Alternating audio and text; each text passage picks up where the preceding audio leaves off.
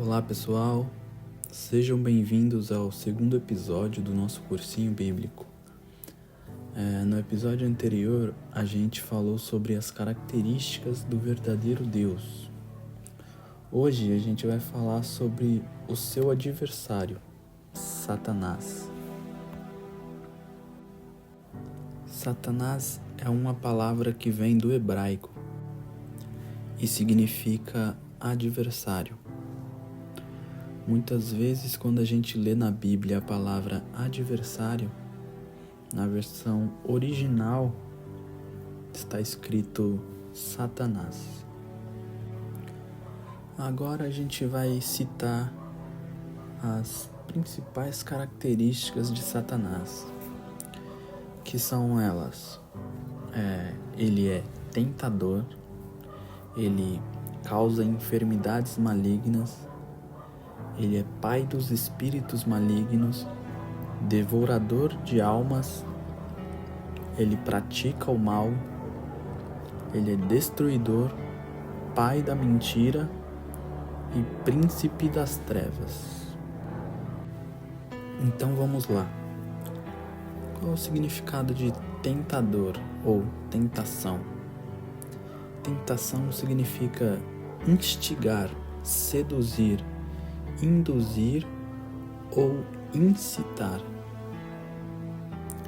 Lá em Mateus 4, versículo 1, a gente consegue ver: Então foi conduzido Jesus pelo Espírito ao deserto para ser tentado pelo diabo.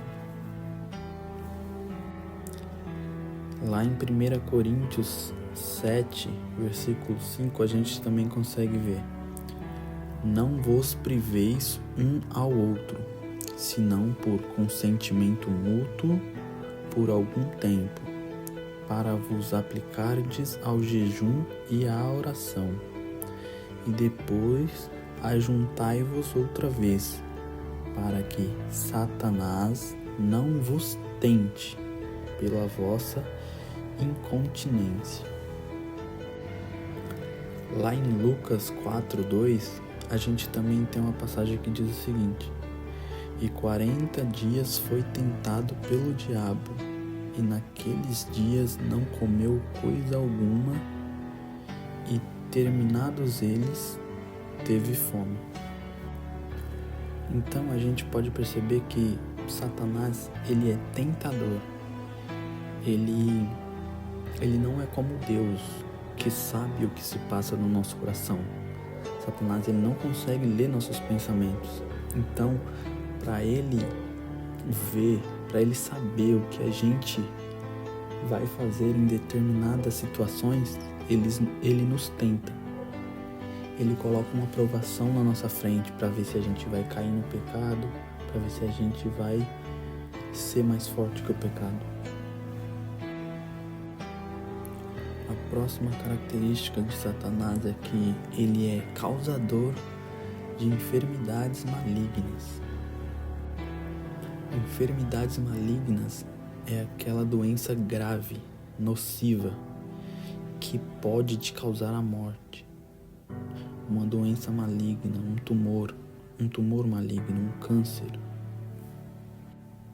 Todas essas doenças vêm de Satanás, vêm do adversário de Deus, porque ele é o causador das doenças. Lá em Lucas 13:11 tem um exemplo disso. E eis que estava ali uma mulher que tinha um espírito de enfermidade.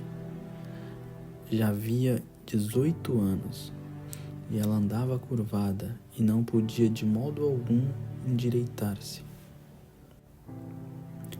Lá em Jó 2, versículo 7, diz: Então saiu Satanás da presença do Senhor e feriu a Jó de úlceras malignas, desde a planta do pé até o alto da cabeça.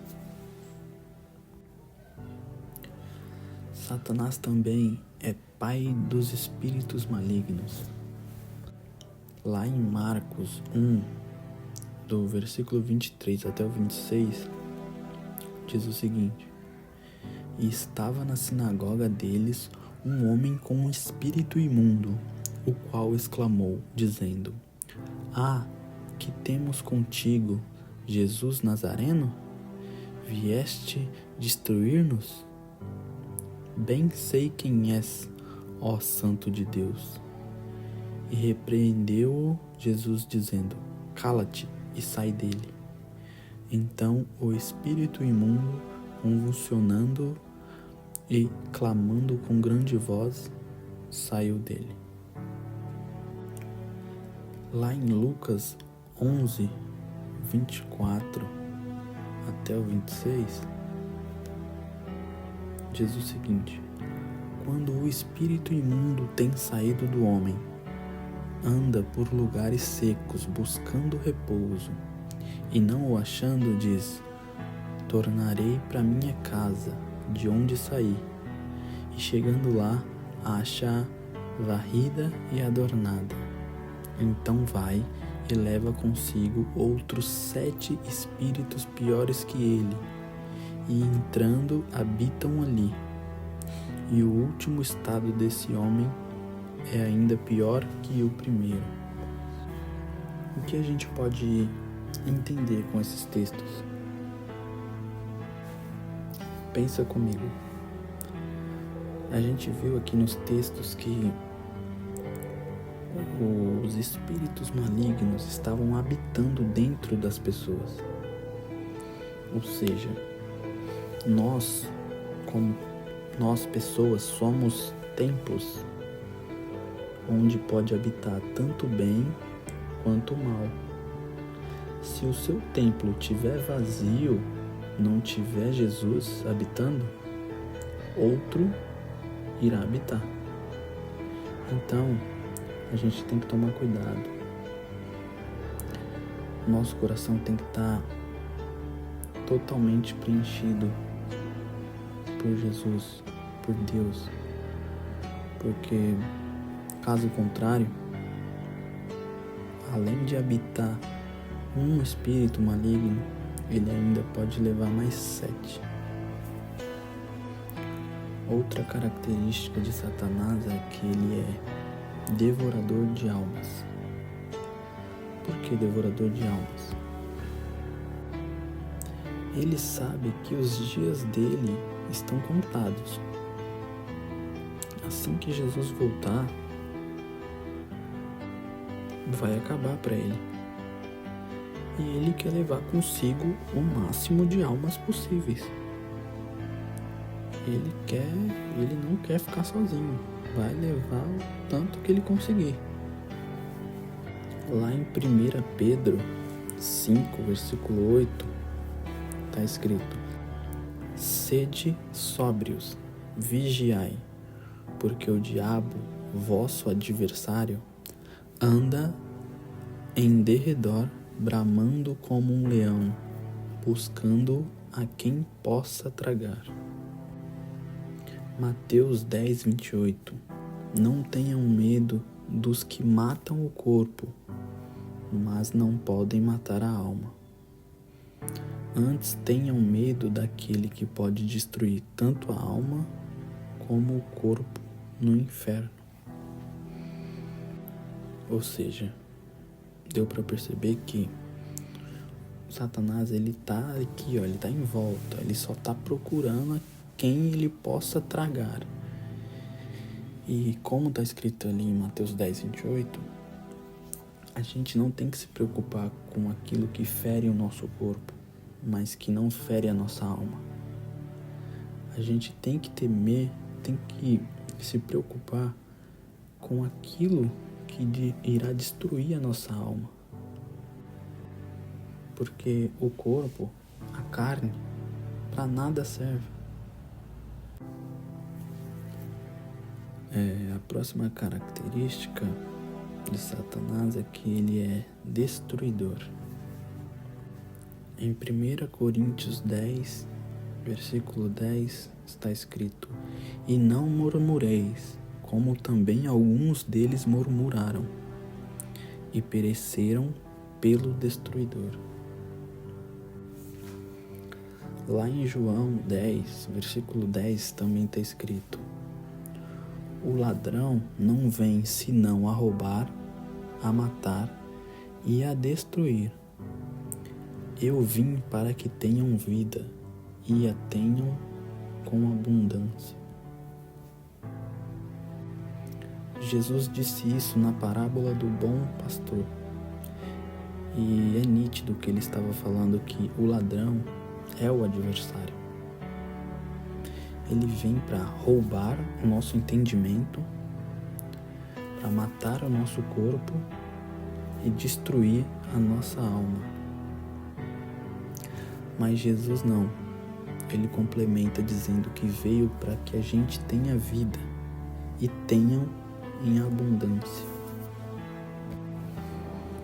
Na Bíblia também diz que Satanás é o pai da mentira. Lá em 2 Tessalonicenses 2, versículo 9 diz: a vinda desse perverso é segundo a ação de Satanás, com todo o poder, com sinais e com maravilhas enganadoras, ou seja, maravilhas falsas, mentirosas. Em João 8:44, Jesus também diz o seguinte: vós tendes por pai ao diabo, e quereis satisfazer os desejos de vosso pai.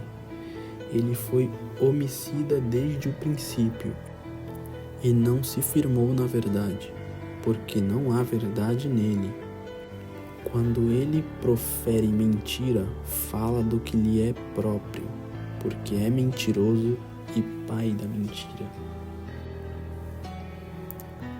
Outra característica de Satanás que aparece muito na Bíblia é que ele é o príncipe das trevas.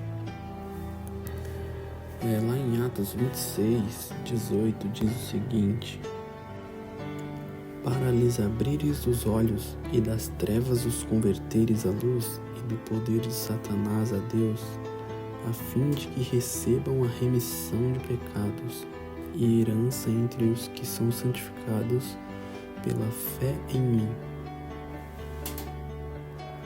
Em Efésios 6:12 também diz o seguinte: porque não temos que lutar contra a carne e o sangue, mas sim contra os principados, contra as potestades, contra os príncipes das trevas deste século, contra as hostes espirituais da maldade nos lugares celestiais. Em João 16, no versículo 8 ao 11, diz o seguinte: e quando ele vier, convencerá o mundo do pecado, e da justiça e do juízo. Do pecado, porque não crê em mim. Da justiça, porque vou para meu Pai, e não me vereis mais. E do juízo, porque já o príncipe deste mundo está julgado. E lá em 1 João 5,19, também diz o seguinte: sabemos que somos de Deus e que todo o mundo jaz no maligno.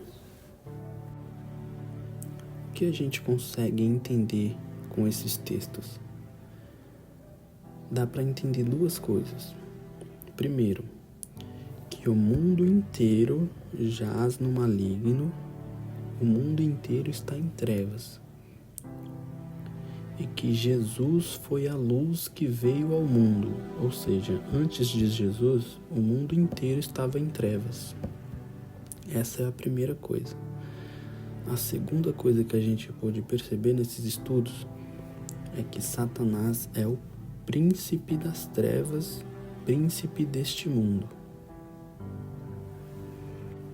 Agora a gente vai lá na passagem em que Jesus estava sendo tentado por Satanás no deserto. Em Lucas 4, 5 até o 8. Satanás, ele oferece o mundo para Jesus. Está escrito: E o diabo, levando-o a um alto monte, mostrou-lhe no momento de tempo todos os reinos deste mundo. E disse-lhe o diabo: dar-te-ei a ti todo este poder e a sua glória, porque a mim me foi entregue, e eu dou a quem eu quero. Portanto, se tu me adorares, tudo será seu. Pera, mas como assim? Porque a mim me foi entregue e eu dou a quem eu quero. Quem entregou o mundo nas mãos de Satanás? Se a gente levar em conta que ele é príncipe, e ele acaba de falar para Jesus que recebeu o mundo de alguém, então a gente consegue concluir que tem um rei deste mundo. Mas o rei deste mundo não é Deus e nem Jesus, porque não faz sentido ele receber o mundo de Deus e depois devolver para Deus, que no caso é Jesus.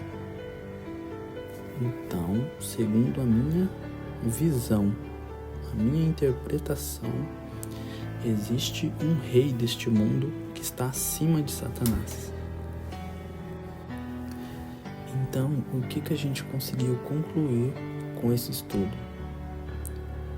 De acordo com esse estudo, a gente pode perceber que o mundo inteiro jaz no maligno e que Satanás é o príncipe deste mundo, ele é o príncipe das trevas. E a gente pôde concluir que existe um rei das trevas também, porque Satanás alega para Jesus que recebeu o mundo de alguém e ele dá para quem ele quiser esse mundo. Mas então, quem é esse rei? Quem entregou o mundo nas mãos de Satanás? A gente vai descobrir isso nos próximos vídeos. Muito obrigado a todos pela atenção. Fiquem com Deus. Até o próximo vídeo.